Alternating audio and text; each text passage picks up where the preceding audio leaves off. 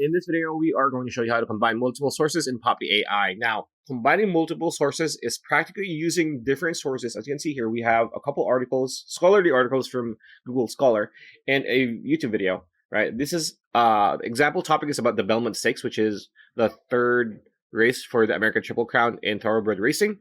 Now, how do we do this, right? We want to, you can actually do this up front already and just connect everything, but it is very messy to do so, right? So what are we going to do? We are going to create a new group, right? And then just put everything here, right? So drag and drop everything, right? And then move it here. Okay, there you go. Okay, now everything is under the group. And then open your chat and connect it.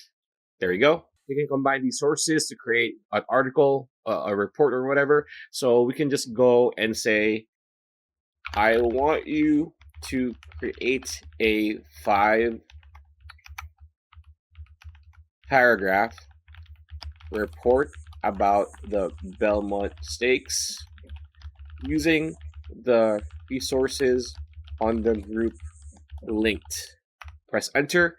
Now it's going to use every single one of them, but it depends. Sometimes a source, it can't access it for some reason, but let's wait for it to just start writing our report. There we go. So it's now going to do so using these, right? So that is how you combine multiple sources.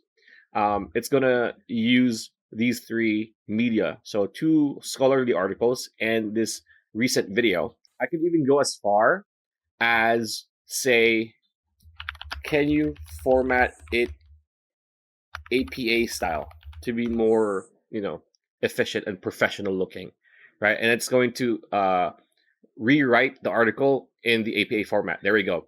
So that it's going to show the sources. It's going to cite the sources.